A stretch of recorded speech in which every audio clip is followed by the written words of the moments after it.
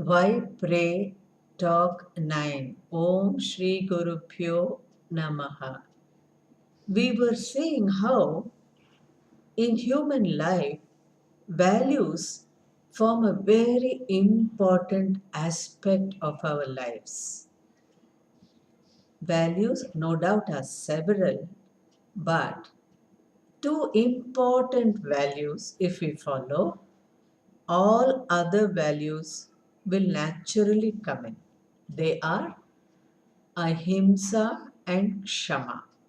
Ahimsa is non injury to all other human beings, to all other living beings, as well as to the world, to the elements in general. Mainly, we will deal with ahimsa with reference to people because this causes a lot of relationship based problems. I hurt you.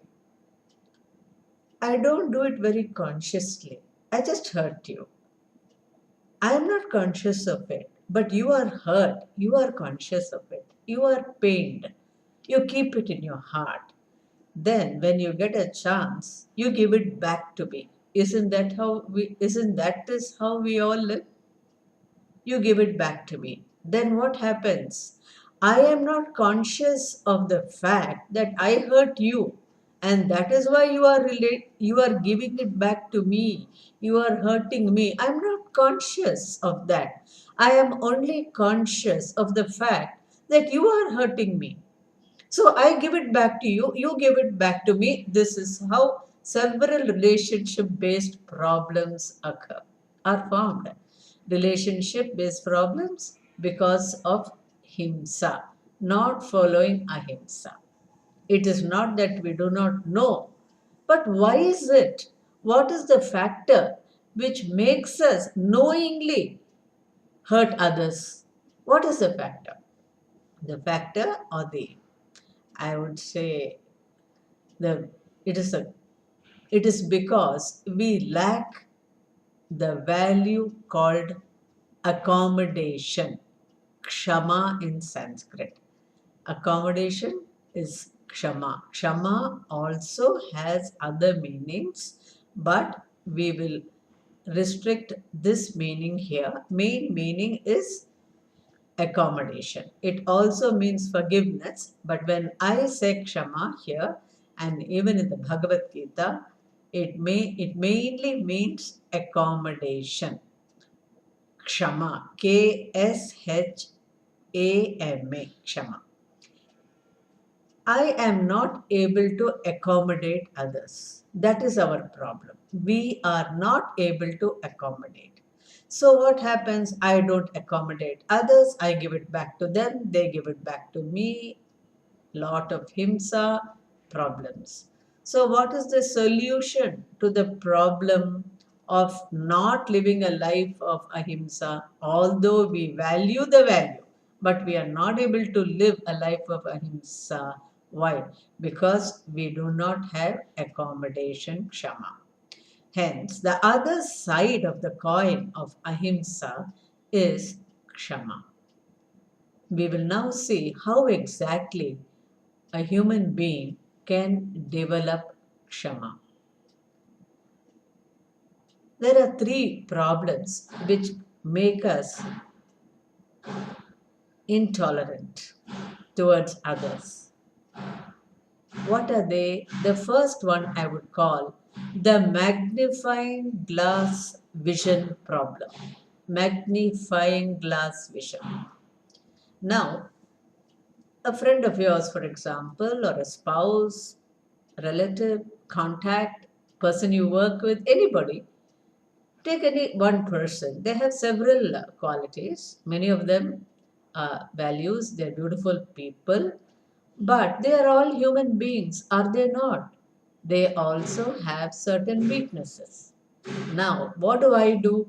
Do I look at the person as a whole, as they are, or do I just look at their weakness? Tell me, what do we do very often when we think of certain people?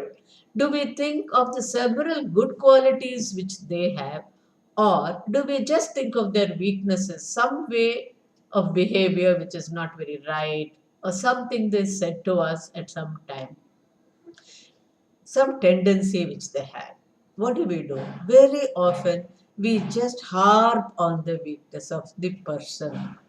No doubt, it is important to know other people's weaknesses also when you deal with them. I am not saying we shouldn't know. We need to know. But we have to remove the magnifying glass vision. We have to remove the magnifying glass and look at the person as a whole, even a big picture. You want to know in a map where is Bangalore in Karnataka.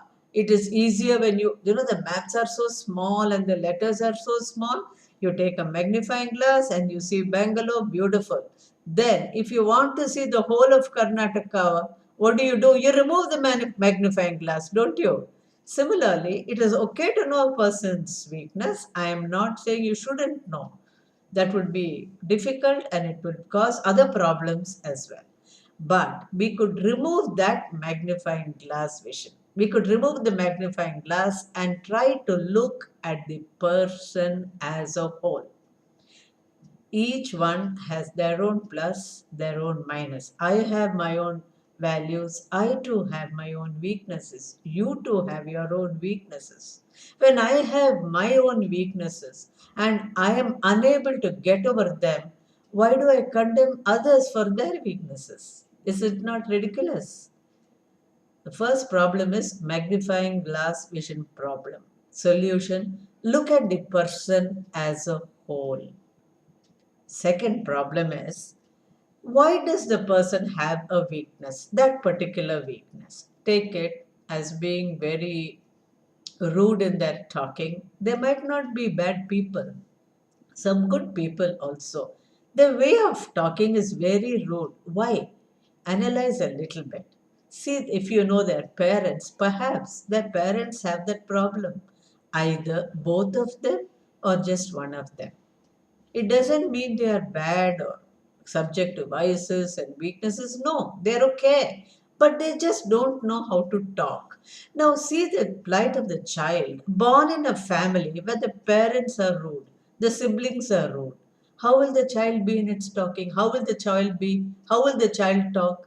Naturally, it will tend to be rude in its talking, isn't it? This is one problem. Sometimes the parents are not honest. They bluff a lot. The father is a bluffer, mother is a bluffer, sibling is a bluffer, uncle is a bluffer, grandparents are bluffers. How do you expect the child to be a truthful child? Definitely not. It will naturally bluff because the parents are the first role models for the child. This is the problem. Even people who are steal,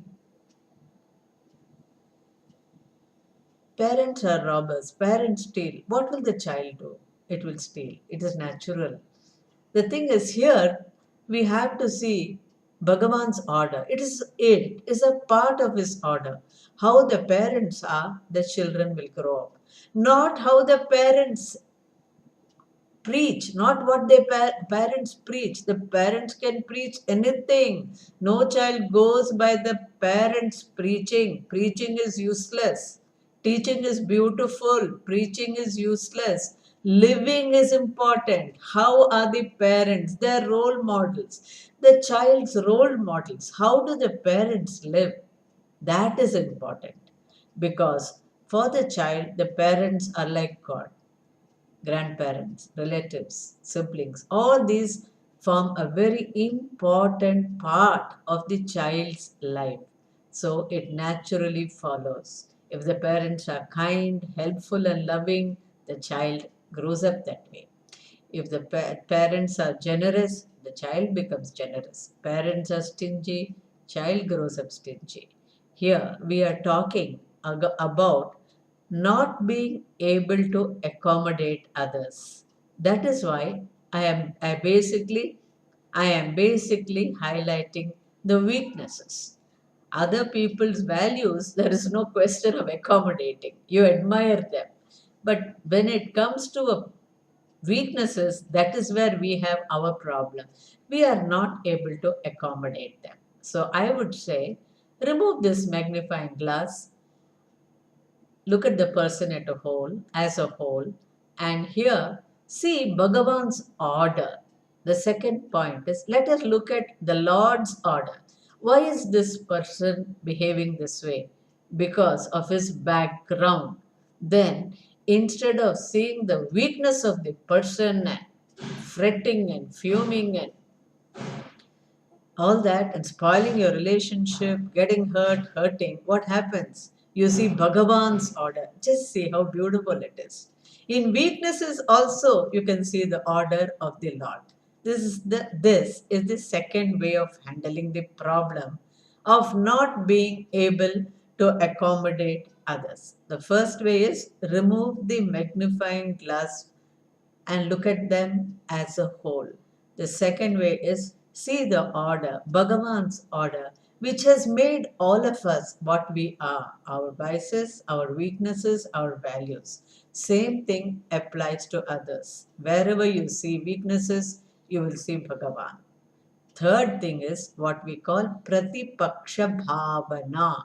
Pratipaksha Bhavana means if there is any person you want to learn to accommodate, just find some good value in that person which you do not have. It's important. If you have it, then it might not work so well. But if you find a value which you want to develop but you don't have it, then it will work really beautifully. Whenever you get irritated with that person because of their problem, their weakness, you remember this value. This is called Pratipaksha Bhavana. Negate this weakness thought with this value thought. Each time the weakness thought comes, negate it with the value thought. Keep on doing it. Then you just see what happens. 3 points, 3 aspects, 3 ways of developing accommodation with towards other people. First, look at them as a whole. Remove the magnifying glass. Second, see Bhagavan's order. That is why people behave the way they do. Third, Pratipaksha Bhavana. See that they have certain values which we do not have, in fact, which we want to develop. This is called the method. I have just given you, there are several methods. I thought of just 3 methods by which you could develop Kshama. When you develop Kshama, you will not hurt others. You will also develop ahimsa. Ahimsa and Shama are 2 sides of a coin. We can spend a lot of our mental time in developing them. We become beautiful as people. Our relationships too become beautiful. And many other values will also come become natural to us. More we will see in the next talk. Om Shanti Shanti Shanti.